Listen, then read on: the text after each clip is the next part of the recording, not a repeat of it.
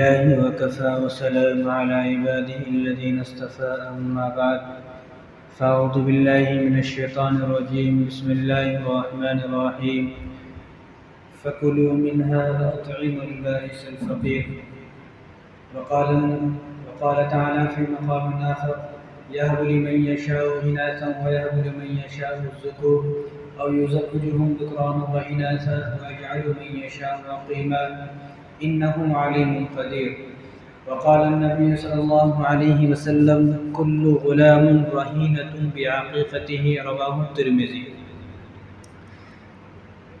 او كما قال علیہ الصلوۃ والسلام۔ میرے محترم دوستو عزیز ساتھیو، یہ جو ایام ہیں قربانی کے ایام ہیں، ایک دن ہو گیا قربانی کو اور ایک دن اور باقی ہے۔ تو جنہوں نے قربانی کی ان کے واسطے دعا ہے کہ اللہ ان کی قربانی کو قبول فرمائے۔ جن لوگوں نے قربانی نہیں کی وہ بھی ارادہ کریں، اگر ہمت ہے تو ارادے سے کام نہیں چلے گا۔ اگر اللہ نے پیسہ دیا ہے، مال دیا ہے تو پھر ارادہ نہیں کرنا، پھر تو کرنا ہی چاہیے۔ ارادہ ان کو کرنا ہے جن کے پاس کچھ بھی نہیں۔ اگر مالدار آدمی بھی یہ بولے گا ہو بھی میرا بھی ارادہ ہے تو اس کا ارادہ نہیں مانا جائے گا، کیونکہ اس کے پاس تو ہے نا، تو ہے تو خرچ کرنا ہے، نہیں ہے تو ارادہ کرنا ہے۔ تو جن لوگوں نے قربانی کی ہے اللہ تعالیٰ ان کی قربانی کو قبول فرمائے۔ جب ایک آدمی قربانی کرتا ہے تو اللہ تعالیٰ نے اس کے بارے میں فرمایا لَن يَنَالَ اللَّهَ لُحُومُهَا وَلَا دِمَاؤُهَا وَلَكِنْ يَنَالُهُ التَّقْوَىٰ مِنكُمْ، کہ میرے پاس تو تمہاری نیت میں کیا ہے اور تمہارا دلوں کے اندر تقویٰ جو ہے وہ آتا ہے میرے پاس۔ نہ میرے پاس گوشت آتا، نہ میرے پاس خون آتا، نہ اللہ کے پاس کھر جاتے، نہ پاہے جاتے، نہ اللہ کے پاس کھال جاتی، نہ سینگ جاتے، نہ کان جاتے۔ اللہ کے پاس کچھ بھی نہیں جاتا۔ اللہ کے پاس تو دل کا ارادہ، دل کے نیت کہ کس ارادے سے، کس تقوی سے، کس اخلاص کے ساتھ قربانی کی، بس یہ اللہ کے پاس جاتا ہے۔ تو ہمارے پاس کیا رہ جاتا ہے؟ اس کا گوشت، اس کا کھانا، جو بھی وہ ساری چیزیں ہیں، وہ کھانے کی جتنی چیزیں ہیں وہ ہمارے پاس رہ جاتی ہیں۔ تو جو آدمی قربانی نہ کرے، پہلی بات تو وہ اللہ تبارک و تعالیٰ سے ڈر جائے کہ یہ جو مال دیا ہے نا یہ اللہ نے دیا ہے۔ اگر کوئی آدمی مالدار ہے وہ یہ سوچے کہ میرے پاس تو مالدار ہے میں قربانی نہیں کر رہا ہوں، تو آدمی ڈر جائے اور سوچے کہ مجھے یہ مال اللہ نے دیا ہے۔ اگر اللہ نہ چاہے تجھے مال دینا، اللہ تعالیٰ نہ چاہے تو 1 منٹ پر روڈ پر گئے، ایکسیڈنٹ ہو گیا، دونوں پیر کٹ گئے، کیسا کمائے گا؟ اور اللہ نہ کرے کوئی بیماری ایسی آ گئی کہ پوری بیماری میں جو ہے گھر میں کٹ گئی، باہر جا رہا نہیں، پوری زندگی جو ہے وہ گھر میں ختم ہو گئی، گھر میں جو ہے بیماری ایسی لگ گئی کہ گھر میں ہی ہے، باہر نکل نہیں سک رہا، تو ایسی بیماری اللہ نے نہیں دی۔ تو اللہ کا شکر ادا کرنا چاہیے کہ اللہ تو نے مجھے دینے والا بنایا، لینے والا نہیں بنایا۔ اگر اللہ لینے والا بنا دے تو میں بھی انتظار کروں گا کہ کوئی میرے دروازے پہ آئے گا اور مجھے بھی گوشت دے گا، لیکن اللہ نے مجھے دینے والا بنا دیا ہی اللہ کا کتنا بڑا کرم ہے، اللہ کا کتنا بڑا فضل ہے۔ تو جب اللہ نے ہمیں دینے والا بنا دیا ہے تو آدمی کو چاہیے کہ وہ دے، وہ خرچ کرے۔ اگر اللہ کے نام پر خرچ نہیں کرے گا تو اللہ تبارک و تعالیٰ مال کو چھین لیں گے، کیونکہ اللہ تبارک و تعالیٰ نے قرآن کریم کے اندر فرمایا لَئِن شَكَرْتُمْ لَأَزِيدَنَّكُمْ، اگر تم میرے نعمتوں کا شکر ادا کرو گے، یعنی جو میں نے نعمتیں تم کو دی ہیں ان کا شکر ادا کرتے رہو گے تو میں اور دوں گا۔ اگر تم ان کی ناشکری کرو گے وَلَئِن كَفَرْتُمْ إِنَّ عَذَابِي لَشَدِيدٌ، تو میں تمہیں عذاب بھی دوں گا اور ساری نعمتیں بھی چھین لوں گا۔ تو اللہ نے جب اتنی نعمتیں ہمیں دی ہیں تو ہمیں چاہیے کہ اللہ کی نعمتوں کا شکر ادا کریں۔ اب اللہ کی نعمتوں کا شکر ادا کس طرح کرنا ہے؟ ایسا نہیں کہ اب ایک آدمی مالدار ہے اس کو قربانی واجب ہے، بس وہ کہتا رہے اللہ تیرا شکر ہے، اللہ تیرا شکر ہے، ایسا نہیں، بلکہ عمل کر کے دکھانا ہے۔ عمل کر کے کس طرح دکھائیں گے؟ قربانی کرنا ہے۔ جتنے گھر کے اندر افراد ہیں جن پر قربانی واجب ہے ان سب کو قربانی کرنا ہے، یہ ہے شکر ادا۔ تو اس طرح شکر ادا کرنا ہے تاکہ دیکھو 1400 سال ہو گئے قربانی کرتے ہوئے، کوئی آدمی ایسا نہیں ملے گا آپ کو جو یہ بول دے بھائی میں پچھلے سال قربانی کرا تھا، قربانی کرنے کی وجہ سے میں غریب ہو گیا، کوئی آدمی ایسا نہیں ملے گا، کوئی آدمی نہیں۔ یعنی قربانی کرنے کی وجہ سے تو اللہ تبارک و تعالیٰ مال میں برکت عطا فرماتے ہیں۔ اور جو قربانی کا جانور ہے کل قیامت کے دن پل صراط پر کام آئے گا۔ بھائی پل صراط کو تو ہر مسلمان سے گزرنا ہے، ہر مسلمان کو پل صراط کے راستے سے گزرنا ہے، کوئی مسلمان ایسا نہیں ہے جس کو پل صراط سے نہ گزرنا ہو، ہر مسلمان کو۔ جب ہر مسلمان پل صراط کے راستے سے گزرے گا تو اللہ تبارک و تعالیٰ اس جانور کو، جو ہم نے جانور ذبح کیا ہے، تو اس کو کھڑا کر دیں گے، وہ کھڑا ہوگا تو وہ کہے گا آج تو پل صراط پر چل کر نہیں جائے گا بلکہ تو میری پیٹھ پر بیٹھے گا اور میں تجھے پل صراط کے راستے سے لے کر چلوں گا۔ اب جس آدمی کو قربانی کا جانور پولیس رات کے راستے لے کر گزرے گا، پولیس رات کے راستے سے قربانی کے جانور جس آدمی کو لے کر گزر گیا، وہ آدمی جہنم میں نہیں گرے گا، وہ آدمی تو ڈائریکٹ یہ سمجھو ڈائریکٹ جنت میں پہنچ گیا، اور قربانی کا جانور سفارش کرے گا۔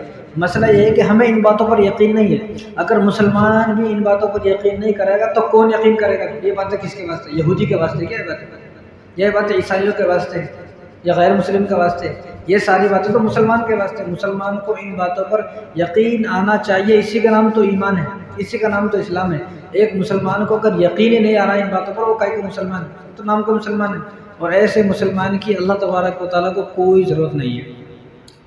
تو قربانی کے ایام میں جب آدمی قربانی کرتا ہے تو پہلی بات تو اللہ تبارک و تعالیٰ کے پاس تقویٰ جاتا ہے، اور ہمارے پاس کیا بچتا ہے؟ گوشت، ہمارے پاس صرف گوشت بچتا ہے۔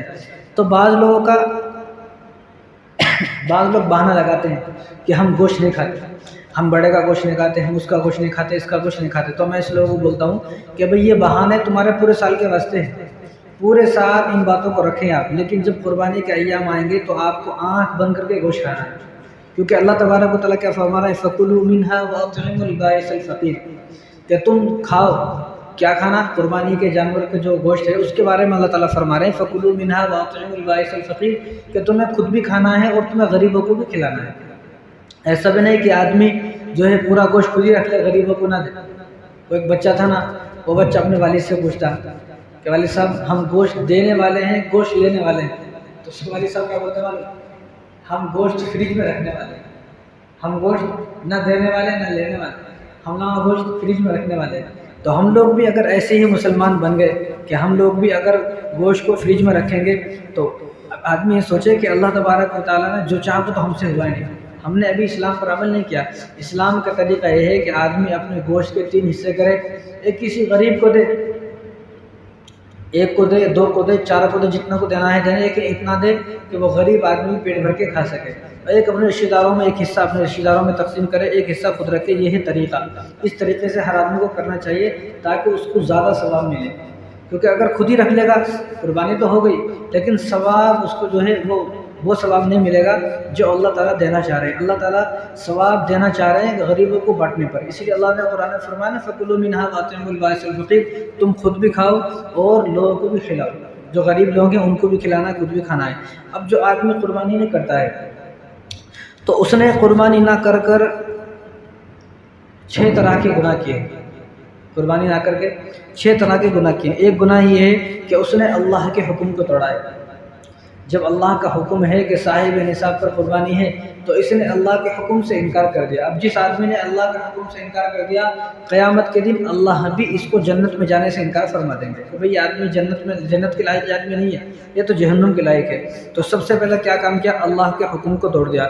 دوسرا کام کیا کیا کہ آپ صلی اللہ علیہ وسلم کی سنت کا مذاق اڑایا۔ یہ حضور کی سنت ہے، حضور کا طریقہ ہے۔ اب جب حضور کا طریقہ یہ ہے کہ حضور نے فرمایا من کان لہ ساعۃ ولم یضحی فلا یقربن مصلانا، کہ جس آدمی پر قربانی واجب ہے وہ قربانی اگر نہیں کرتا ہے تو وہ عید کے دن عید کی نماز نہ پڑھے۔ آج بھی بہت سارے لوگ ایسے تھے کہ جن لوگوں پر قربانی واجب تھی لیکن ان لوگوں نے قربانی نہیں کی اور وہ مزے سے عید کی نماز پڑھنے گئے، خوشی سے عید کے ایسا جو ہے جھوم جھوم کر عید کی نماز پڑھنے جا رہے ہیں اور مزے لے کر۔ ایسے لوگوں کی عید کی نماز پڑھنے کا کوئی فائدہ نہیں ہوا۔ کیوں؟ کیونکہ انہوں نے اللہ کے حکم کو توڑا ہے اور رسول اللہ صلی اللہ علیہ وسلم کی سنت کا مذاق اڑایا ہے۔ اور تیسرا کام یہ کیا ہے کہ ابراہیم علیہ السلام کی اتنی بڑی جو قربانی ہے اس قربانی کی اہمیت اس کے نزدیک کچھ نہیں۔ ابراہیم علیہ السلام کی کتنی بڑی قربانی ہے کہ انہوں نے اپنے بیٹے کو ذبح کیا، تو اس کے نزدیک اس کی کوئی اہمیت نہیں ہے۔ چوتھا کام اس نے کیا کیا کہ غریب کا حق مارا، غریب کا حق، کیونکہ اگر قربانی کرتا تو خود بھی کھاتا، غریبوں کو کھلاتا، تو غریبوں کا حق مار دیا ہے اس نے، اپنے گھر والوں کا حق مار دیا، غریبوں کا حق مار دیا۔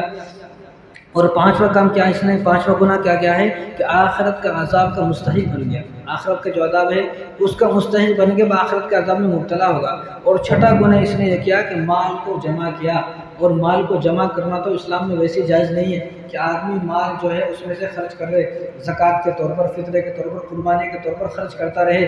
تو چھٹا گناہ کیا کیا کہ مال کو جمع کیا، اور مال کو جمع کرنے کے والے کے بارے میں اللہ تبارک و تعالیٰ نے قرآن کریم کے اندر فرمایا کَلَّا لَيُنبَذَنَّ فِي الْحُطَمَةِ، کہ ایسا آدمی جو مال کو جمع کرتا ہے وہ مال ان کو کبھی فائدہ نہیں پہنچائے گا، وہ مال کلا ہرگز ان کو فائدہ نہیں پہنچائے گا، اور وہ آدمی جہنم میں جائے گا، وہ آدمی حطمہ میں جائے گا، اور حطمہ جہنم کا ایک درجہ ہے۔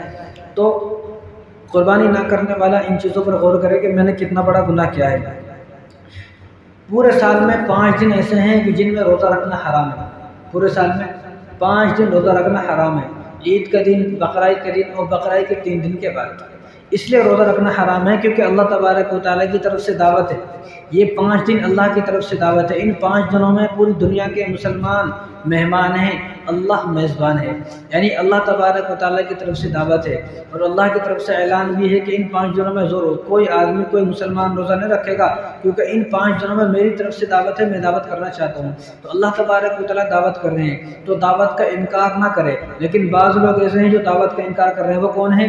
وہ لوگ ہیں جو انکار کر رہے ہیں، جو لوگ یہ کہتے ہیں کہ ہم گوشت نہیں کھاتے، ہم گوشت نہیں کھاتے، ہم جو ہے بڑے کا نہیں کھاتے، ہم یہ نہیں کھاتے، وہ نہیں کھاتے، بہانہ لگاتے ہیں، ہم بیل کا گوشت نہیں کھاتے، بکرے کا گوشت نہیں کھاتے۔ تو جو لوگ یہ بہانہ لگاتے ہیں وہ لوگ کان کھول کر سنیں کہ اللہ تبارک و تعالیٰ نے ان دنوں کے اندر روزہ رکھنا حرام فرمایا، اس لیے کیونکہ یہ اللہ تبارک و تعالیٰ کی طرف سے دعوت ہے۔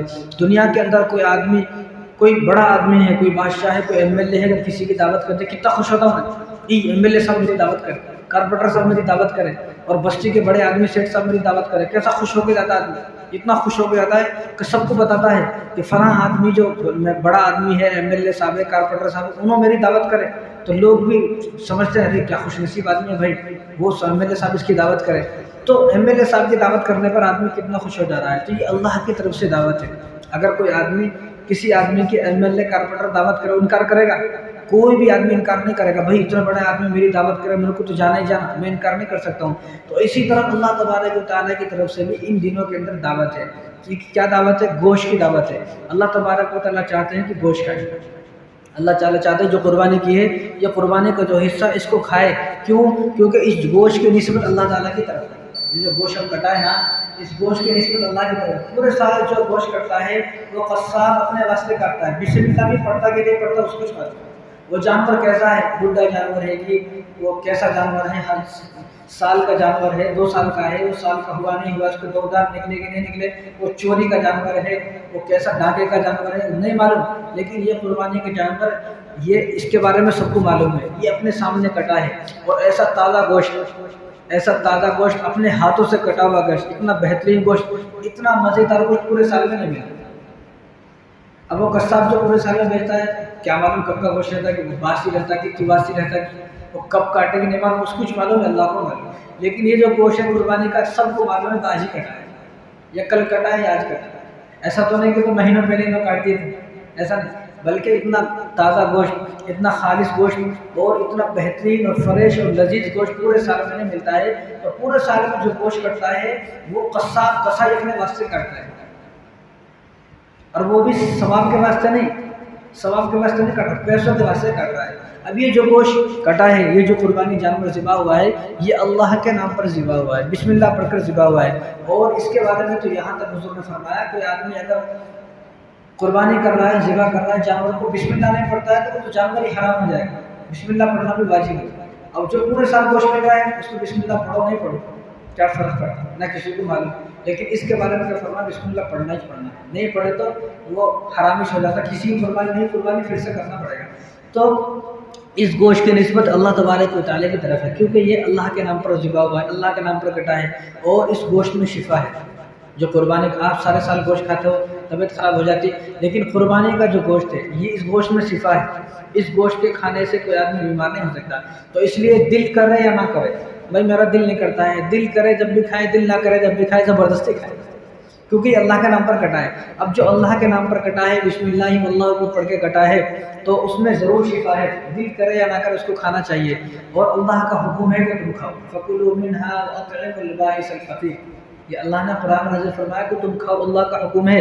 جب اللہ کا حکم کھانا ہے، اس لیے اللہ نے قربانی کے گوشت کو بیچنا حرام فرمایا۔ قربانی کے گوشت کو آدمی بیچ نہیں سکتا ہے، نہ قربانی کے گوشت کو کوئی آدمی بیچ سکتا ہے، نہ قربانی کے گوشت کو کوئی آدمی اجرت پر دے سکتا ہے، اجرت پر بھی نہیں دے سکتا۔ بھائی قصاب ہے، وہ جانور ذبح کیا، اور اس نے جو ہے جانور کو ذبح کرنے پر اس کو بول رہا بھائی تو جانور ہمارا کاٹ ڈال، اور اس کے بعد ہم تیرے کو گوشت دے دیں گے، اجرت نہیں دے سکتے گوشت۔ گوشت کی اگر بات ہوگی اجرت کی تو قربانی نہیں ہوگی. قربانی کے کھال بھی نہیں بیچ سکتے آپ, گوشت بھی نہیں بیچ سکتے. اگر کسی 7 آدمی, بڑے جانور میں 7 آدمی ہیں, 7 آدمی میں سے اگر کسی ایک آدمی کی گوشت بیچنے کا ارادہ ہے, گوشت بیچ دیتا ہوں, یہ ارادہ ہے, تو کسی کی بھی قربانی نہیں ہوگی. یعنی یہ سب کیوں؟ یہ سب اس لیے کہ اللہ تعالیٰ چاہتے ہیں کہ تم کھاؤ, اللہ تعالیٰ کھلانا چاہتے ہیں کہ تم کھاؤ. تو اس لیے گوشت کو بیچنا حرام ہے, اجرت پر دینا حرام ہے. اگر کسی آدمی نے بیچ دیا ہے تو پہلی بات تو اللہ تبارک و تعالیٰ سے توبہ کرے, اور دوسری بات جتنے پیسے سے بیچا ہے اتنے پیسے صدقہ کرے. جن پیسوں کو بیچا ہے ان پیسوں کو صدقہ کرے, ورنہ اس کی قربانی ختم, قربانی نہیں ہوگی, دوبارہ قربانی کرنی پڑے گی. تو اس لیے حالانکہ یہ تو وہ بات ہے, یہ تو گوشت کی بات, کھال کی بات ہے. جو جانور ہے اس جانور کے گلے میں جو رسی ہے نا, وہ رسی کو بھی نہیں بیچ سکتے آپ. یا تو گھر میں استعمال کرنا, نہیں تو صدقہ دے دیں, اس کو بھی بیچ نہیں سکتے آپ. یعنی اتنا زیادہ یہ سب اس لیے ہے کہ لوگوں کو قربانی کی اہمیت سمجھ میں آئے, کیونکہ یہ جانور صرف اللہ کے نام پر ذبح ہوا ہے, صرف اللہ کے نام پر, اللہ کی رضا کے لیے. اسی لیے اللہ نے فرمایا کہ میرے پاس تمہارے دلوں کا تقویٰ جاتا ہے, تم کس ارادے سے, کس نیت سے کر رہے ہو, اور کیا تمہارے دل کے اندر چل رہا ہے, تو وہی مجھے دیکھنا ہے. بس میرے پاس تمہارا دل کی جو ہے تقویٰ آتا ہے اور کچھ نہیں آتا ہے, مجھے گوشت کی ضرورت نہیں ہے. تو اس لیے قربانی کے جانور کے کسی بھی ایک چیز کو بیچنا حرام ہے.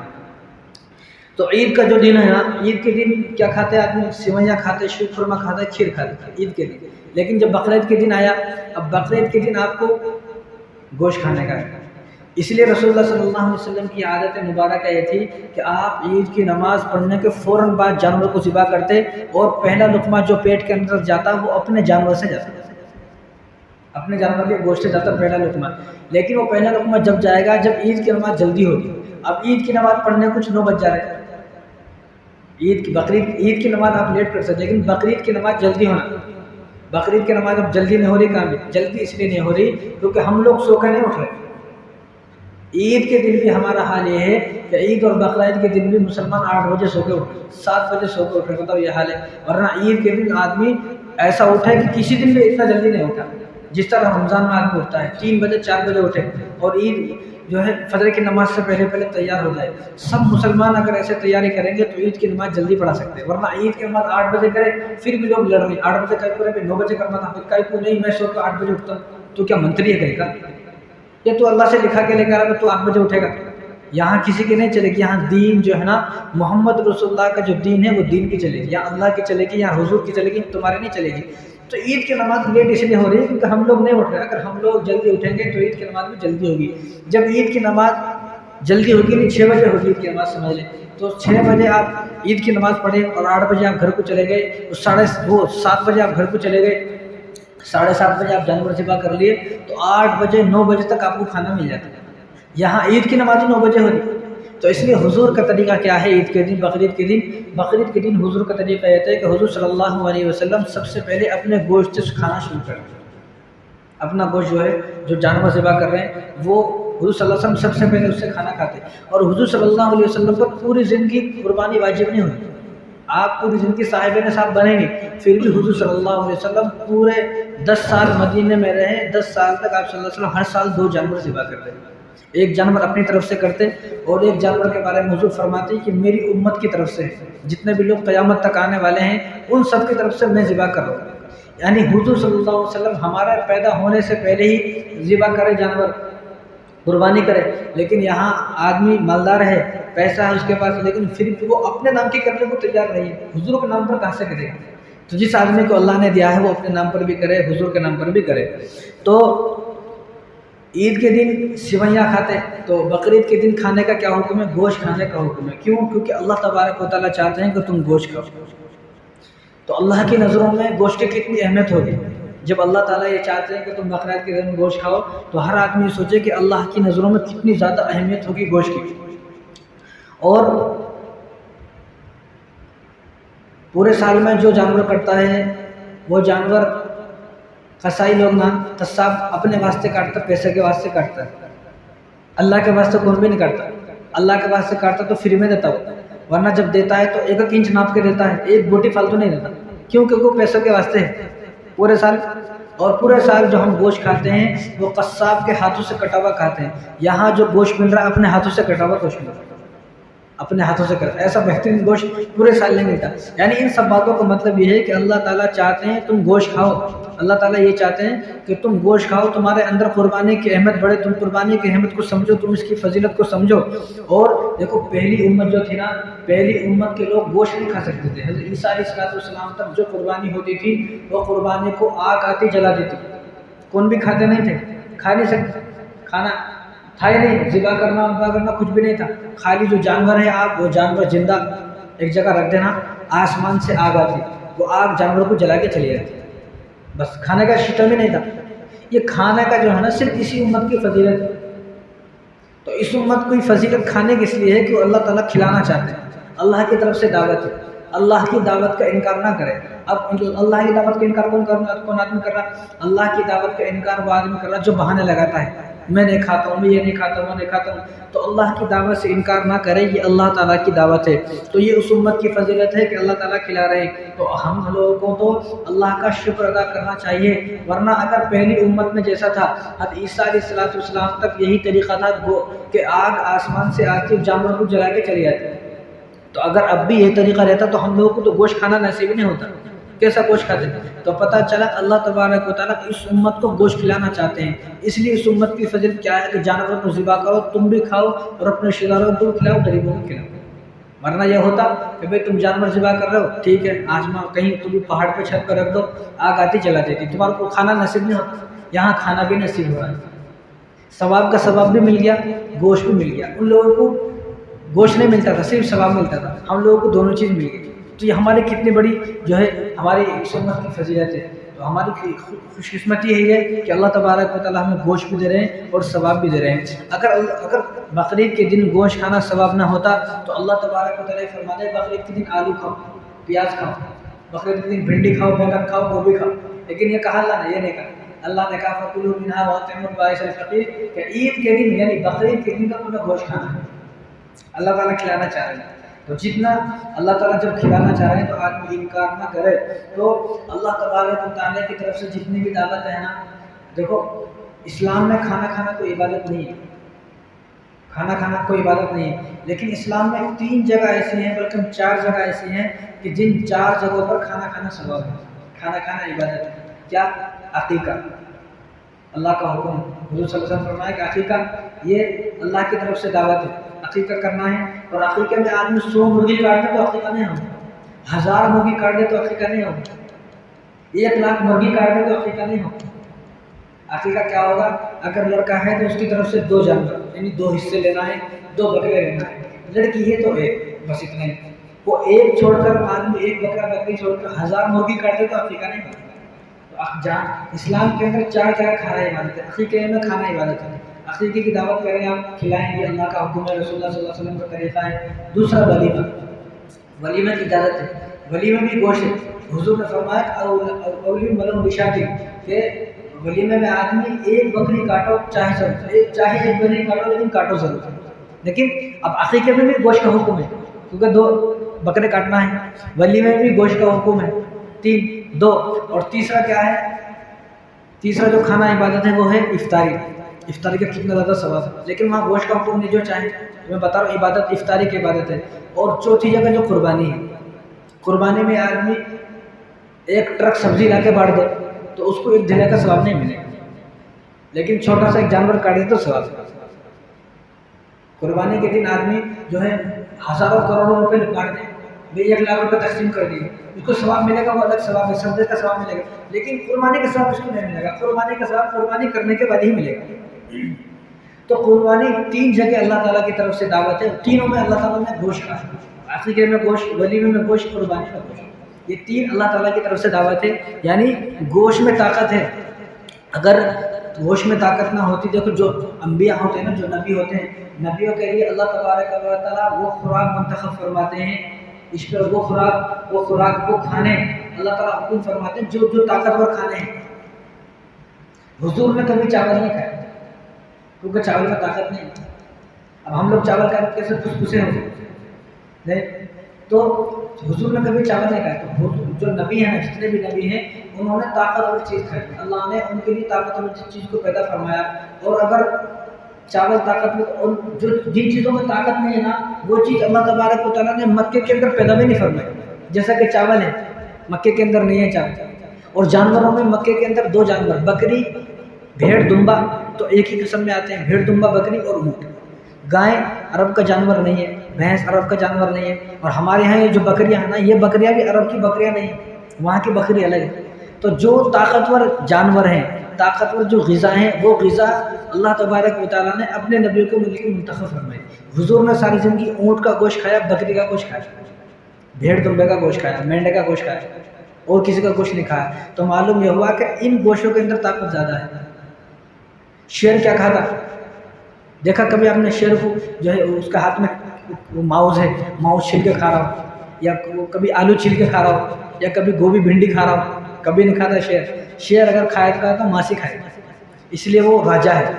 हालांकि उससे भी बड़े बड़े जानवर हैं, हाथी उससे बड़ा है, ऊँट उससे बड़ा है, जिराफ उससे बड़ा है, और गैंडे और बहुत सारे गोरिल्ले और किंग कॉन्ग जो है वो उससे बड़े हैं। लेकिन वो जानवर, वो राजा नहीं है, राजा शेर ही है।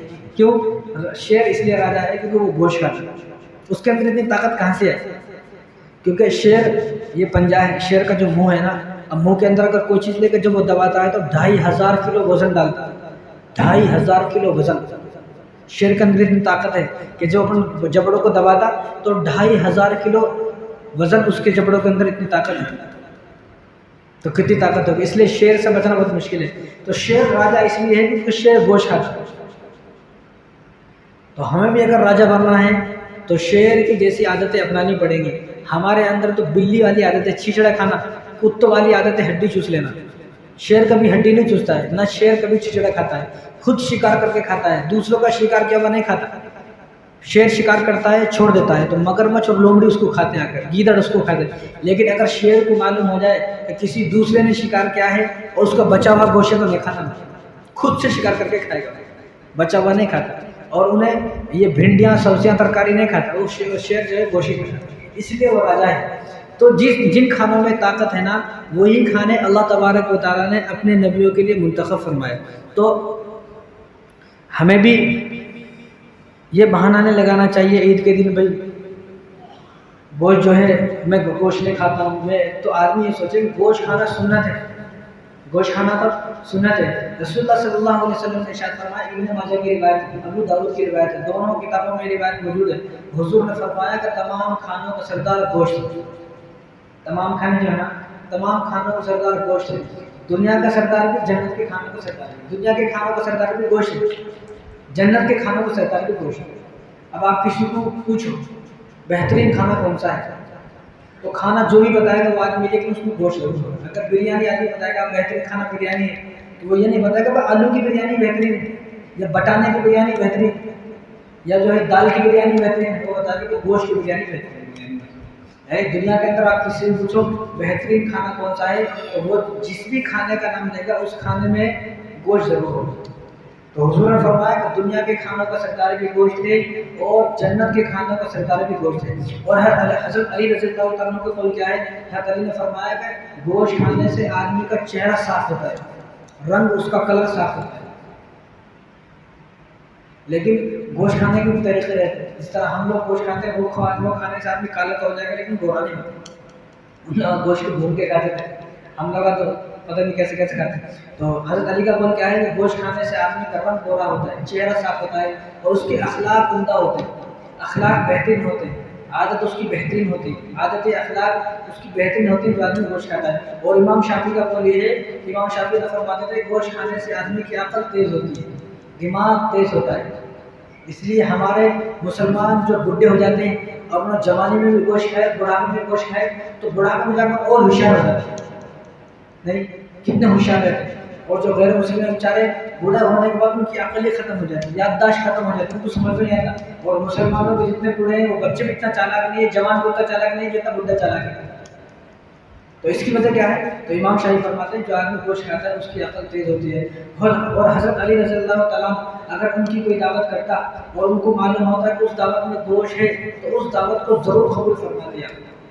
जब गोश्त में होता तो हम दावत को कभी छोड़ देते, कभी कबूल करते, कभी नहीं, लेकिन अगर मालूम होता गोश्त है तो उस दावत को ज़रूर कबूल फरमाते। और गोश्त खाने से आदमी के दिमाग को कुव्वत मिलती है, دماغ تیز ہوتا ہے، دانت مضبوط ہوتے ہیں. ورنہ جو آدمی پورے سال پوری زندگی گوشت کھایا بڑھاپے میں بھی دانت نہیں کرتا. جو نہیں کھایا 50 سال کا ہونے کے بعد اس کے دانت پہ جاتے. تو دانت مضبوط ہوتے اور بینائی آدمی کی تیز ہوتی ہے آنکھوں کی. کیونکہ جب جسم کے اندر طاقت پیدا ہوگی تو جسم کے اندر طاقت پیدا ہونے سے سب چیز کے اندر طاقت پیدا ہوگی تو اس کی بینائی تیز ہوتی ہے، جسم چست ہوتا ہے، ہڈیاں مضبوط ہوتی ہے گوشت کھانے سے. ورنہ معلوم یہ ہوگا کہ فلاں آدمی کے جسم میں فلاں چیز کی کمی آ گئی، فلاں چیز کی کمی آ گئی، فلاں چیز کی. تو جو آدمی ٹھیک ٹھاک گوشت کھاتا ہے تو وہ آدمی تو بدن میں کوئی چیز کی کمی نہیں آئے گی. اور حضرت علی رضی اللہ تعالیٰ کو قول یہ ہے، آپ فرماتے تھے کہ 40 دن میں ایک مرتبہ تو آدمی کو گوشت ضرور کھانا چاہیے. 40 دن میں ایک مرتبہ تو گوشت ضرور کھانا چاہیے. اور رسول اللہ صلی اللہ علیہ وسلم کو، آپ صلی اللہ علیہ وسلم کو بکرے کے آگے کے جو پیر ہوتے ہیں، بکرے کے 4 پیر ہوتے ہیں نا، تو جو آگے کے پیر ہیں وہ حضور کو زیادہ پسند ہے. اور حضور صلی اللہ علیہ وسلم کو بکرے کی گردن کا گوشت زیادہ پسند ہے. گردن کا گوشت اور آگے کے جو بکرے کے 2 پیر ہیں یہ حضور صلی اللہ علیہ وسلم کو زیادہ پسند تھے. تو حضور صلی اللہ علیہ وسلم کی پسند کو اپنی پسند بنائیں. جب حضور نے فرمایا کہ دنیا کے کھانوں کا سردار بھی گوشت ہے اور جنت کے کھانوں کا سردار بھی گوشت ہے، تو جو سردار ہے وہ ہمیں اپنانا چاہیے. تو بہت سارے لوگ جو بہانہ لگاتے ہیں قربانی کا ایام ہے، اس لیے میں نے اتنی ساری باتیں بتائی ہیں کہ جی نہ چلا آدمی کہ بھائی میں گوشت نہیں کھاتا ہوں، میں اس کا نہیں کھاتا ہوں، اس کا نہیں کھاتا ہوں، ایسے کھاتا ہوں. بہانہ نہیں، گوشت آدمی کو کھانا ہے کیونکہ اللہ تبارک و تعالیٰ کی دعوت ہے. اللہ تبارک و تعالیٰ کا حکم یہ ہے کہ ان 4 دنوں میں روزہ رکھنا حرام ہے. بقرعید کے دن اور بقرعید کے 3 دن بعد، یعنی 10 تاریخ سے لے کر 13 تاریخ تک ان 4 دنوں میں روزہ رکھنا حرام ہے. روزہ رکھنا حرام اس لیے ہے کہ اللہ تعالیٰ چاہتے ہیں کہ تم اس قربانی کے ایام میں کیا سب کو معلوم ہے قربانی ہوتی ہے. قربانی کس کی؟ جانور کی ہوتی ہے. جانور سے کیا نکلتا؟ ترکاری بھاجی نہیں نکلتی، جانور سے گوشت نکلتا ہے.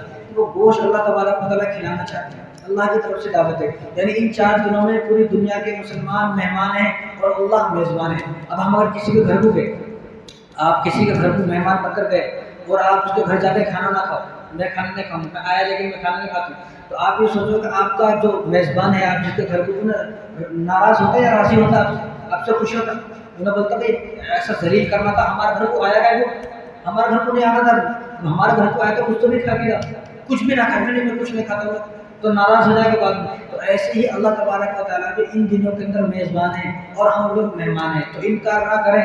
ان دنوں کے اندر حکم یہ ہے کہ آدمی گوشت کھائے. فَكُلُوا مِنْهَا وَأَطْعِمُوا الْبَائِسَ الْفَقِيرَ، کہ قربانی کا گوشت خود بھی کھانا ہے اور قربانی کا گوشت جو ہے غریبوں کو بھی کھلانا ہے. تو رسول اللہ صلی اللہ علیہ وسلم کو بہت ساری چیزیں پسند تھی. تو وہ چیزیں آپ صلی اللہ علیہ وسلم کی جو چیزیں پسند تھی وہ 16 چیزیں ہیں. ان 16 چیزوں میں تو میں سمجھتا ہوں کہ ہمیں ایک چیز بھی پسند نہیں. اگر حضور سے محبت ہے تو ان چیزوں کو اپنی پسند بنائے. سب سے پہلی چیز ان 16 چیزوں میں سے حضور نے فرمایا، سب سے پہلی چیز جو حضور کو پسند تھی وہ کھجور پسند تھی حضور کو. ہم لوگ کھجور صرف رمضان میں دیکھتے، رمضان کے بعد دیکھتے ہوئے بھی پورے سال کھائیں کھجور. اور رمضان میں بھی اگر روزہ ہے تو ایک کھجور کھاتے صرف ہم لوگ، صرف ایک کھجور بس. اس کے بعد نہیں کھاتے، اس کے بعد طبیعت سے دوسری چیز کھانا کھائے. تو حضور کو کھجور پسند تھی، لیکن ہمیں نہیں معلوم پسند ہے کہ نہیں. دوسری چیز حضور صلی اللہ علیہ وسلم کو دودھ پسند تھا. دودھ کیا؟ دودھ پسند تھا. ہمیں تو دودھ پینا ہی نصیب نہیں ہوتا ہے. ہمیں تو حضور صلی اللہ علیہ وسلم کی پوری زندگی اونٹنی کا دودھ پیا اور بکری کا دودھ پیا. جو آدمی اونٹنی کا دودھ پیتا ہے کبھی موٹا نہیں ہو سکتا، وہ آدمی اس کی کبھی پیٹ باہر نہیں آ سکتا، صحت مند تندرست رہتا ہے. اونٹنی کا دودھ دیکھیں گے کیا؟ اونٹنی کا دودھ ایسا رہتا ہے جیسا دہی کیسے کتنی گاڑی رہتی ہے.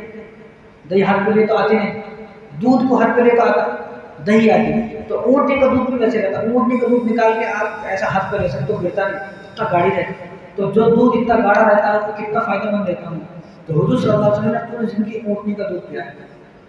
تو ہم لوگ بھی اونٹنے کا نہیں تو ہم صرف دودھ کو تو اپنی پسند بنائے. تو حضور کی دوسری پسند کیا تھی؟ دودھ. اور تیسری پسند جو حضور صلی اللہ علیہ وسلم کی وہ شہد حضور صلی اللہ علیہ وسلم کو پسند تھا. اور چوتھی چیز جو حضور صلی اللہ علیہ وسلم کی پسند ہے وہ سرکہ ہے. سرکہ، وینیگر نہیں معلوم، وہی بولا نا میں، ہمارے کو پسند ہے اس لیے. تو حضور صلی اللہ علیہ وسلم کی پسند کیا تھی وہ پسند بھی ہمیں معلوم ہونا. تو سرکہ یعنی وینیگر. اب وینیگر بولے دکان میں دیتا ہوں، کھٹا رہتا، انگور کا رہتا، جامن کا رہتا. سرکہ حضور صلی اللہ علیہ وسلم کو پسند تھا. حضور نے سرکے کے بارے میں فرمایا کہ بہترین سالن ہے. وہ فرمایا کہ جس گھر کے اندر سرکہ ہوگا اس گھر کے اندر کبھی فاتح نہیں آ سکتا. کیونکہ اگر کھانا نہیں ہے تو سرکے سے روٹی لگا کے کھانا ہے، سرکہ چاول پہ ڈال کے کھانا ہے. تو سرکہ کے بارے میں حضور نے فرمایا کہ بہترین کھانا ہے. اور پانچویں پسند جو ہے جو حضور صلی اللہ علیہ وسلم کو وہ ہے انجیر. انجیر معلوم ہے. اور حضور نے فرمایا کہ انجیر جنت کا پھل ہے. کہاں کا؟ جنت کا پھل ہے. اگر کسی کو انجیر کھانا ہے تو جنت کا پھل ہے. اگر کسی کو کھانا ہے تو وہ انجیر کھائے. اور انجیر کھانے سے آدمی کو بڑھاپا جلدی نہیں آتا. اگر کوئی آدمی روزانہ ایک انجیر بھی کھا لے تو 50 سال کا ہونے کے بعد بھی ایسا لگے گا انہیں بھی 30 سال کی چیز ہمیشہ جمع رہتا. بڑھاپا جلدی نہیں آتا. اور چھٹی چیز جو حضور صلی اللہ علیہ وسلم کو پسند تھی وہ انگور. انگور ہم لوگ انگور کیسا کھاتے ہیں؟ انگور لے اس کے اندر سے توڑ کے کھاتے. حضور ایسا نہیں. حضور انگور کے گچھے کو پکڑتے اس میں سے کاٹ کے کھاتے. اس کے کھانے کا الگ مزہ ہے. لیکن ان کو تازہ ملتا تھا. ہم لوگوں کو کب کا ملتا کہ نہیں معلوم. انہیں لا کے بھی 4 دن ہو گئے اور جو اس کو دیا وہ بھی 4 دن کے بعد دیا. مہینے پہلے ٹوٹا. تو پانچویں چیز جو حضور صلی اللہ علیہ وسلم, چھٹی چیز جو حضور صلی اللہ علیہ وسلم سے انگور ہے. اور ساتویں چیز جو حضور صلی اللہ علیہ وسلم کو پسند تھی وہ زمزم کا پانی ہے. زمزم کا پانی. تو ہم ہر گھر کے اندر زمزم کا پانی ہونا چاہیے. آٹھویں چیز جو حضور صلی اللہ علیہ وسلم کی پسند ہے وہ زیتون ہے. زیتون. اور نویں چیز جو حضور صلی اللہ علیہ وسلم کی پسند ہے وہ جو کی روٹی. آپ صلی اللہ علیہ وسلم ہمیشہ جو کی روٹی کھاتے تھے. ہم لوگ کیسی روٹی کھاتے ہیں سب کو معلوم. تو حضور جو کی روٹی. اور 10ویں چیز جو حضور صلی اللہ علیہ وسلم کی پسند تھی وہ خربوزہ. خربوزہ حضور کو بہت پسند ہے. 11ویں چیز ککڑی. 12ویں چیز پنیر معلوم. اور 13ویں چیز مکھن. 14ویں چیز سرید بولے تو گوشت کو شوربہ دار بنانا. شوربہ دار گوشت بنانا یعنی اس میں بوٹی کو بنانا, شوربہ زیادہ رہنا. اور پھر روٹی بنانا. روٹی کو اس میں توڑ کر ڈال دینا. اس کو ملانا. پھر وہ روٹی چمچ سے کھانا. اس کو بولتے ہیں سرید. اور 15ویں چیز حضور صلی اللہ علیہ وسلم کو پسند ہے کدو. لوکی جس کو بولتے ہیں کدو. لمبا رہتا. کوئی لوگ لوکی بولتے ہیں, کدو بولتے ہو. تو حضور صلی اللہ علیہ وسلم کو 16ویں چیز کیا پسند تھی؟ گوشت بہت پسند تھا. ابن ماجہ کی روایت ہے حضور نے فرمایا کہ دنیا کا سردار اور جنت کا سردار گوشت. دنیا کے کھانوں کا سردار بھی گوشت اور جنت کے کھانوں کا سردار بھی گوشت ہے. اور بخاری شریف کی روایت ہے حضرت انس رضی اللہ عنہ فرماتے ہیں کہ ایک درزی نے حضور کی دعوت کی. کون دعوت کرے؟ درزی حضور کی دعوت کرا. درزی حضور کو دعوت کرا. تو میں نے حضور کو دیکھا کہ حضور وہ درزی نے کھانا گوشت اور لوکی بنائی ہوئی تھی, کدو بنایا ہوا تھا, کدو گوشت. تو حضور صلی اللہ علیہ وسلم اس میں سے گوشت کھانے کے بعد پھر اس میں سے کدو ڈھونڈ رہے تھے. تو میں نے حضور کو دیکھا کدو ڈھونڈتے ہوئے. تو میری بھی عادت یہ ہوتی ہے, میں بھی جہاں دعوت میں جاتا ہوں تو کدو کھاتا ہوں. حضور صلی اللہ علیہ وسلم کو کدو اتنا پسند تھا کہ گوشت میں کدو ڈال کر کھاتے تھے. تو یہ گوشت کی فضیلت ہے. بہت سارے لوگ بولتے ہیں, میں نے سنا کہ بھائی بہت سارے لوگ ہم گوشت نہیں کھاتے. تو اس لیے میں نے گوشت کے بارے میں بتایا ہے کہ اللہ تبارک و تعالیٰ کو پسند ہے کہ جو آدمی گوشت کھائے. کیونکہ اللہ تعالیٰ کی طرف سے دعوت ہے ان دنوں کے اندر. جب اللہ تعالیٰ کی طرف سے دعوت ان دنوں کے اندر ہے تو آدمی کو چاہیے کہ گوشت کھائے. اور بعض مسلمان یہ سوچتے ہیں کہ گوشت کھانے سے وضو ٹوٹ جاتا ہے. گوشت کھانے سے کوئی وضو نہیں ٹوٹتا, چاہے وہ گوشت کسی بھی جانور کا ہو. کسی بھی جانور کا مطلب حرام جانور نہیں, حلال جانور جو کھانے کے ہیں وہ حلال جانور, چاہے وہ مرغی کا ہو, بیل کا ہو, اونٹ کا ہو, بکری کا ہو, ڈنگر کا ہو, بھیڑ کا ہو, کہ بھینس کا ہو, کسی کا بھی ہو. یہ تمام جانور کے گوشت کھانے سے کوئی وضو نہیں ٹوٹتا ہے. گوشت کھائے آپ گوشت کھائیں, گوشت کھانے پر آپ کلی کر لو, کلی کرنے پر آپ نماز پڑھو, آپ کی وضو ہے. تو آپ کو پھر سے وضو کرنے کی ضرورت نہیں ہے. تو اللہ تعالیٰ انہی سب باتوں پر ہم سب کو عمل کرنے کی توفیق عطا فرمائے.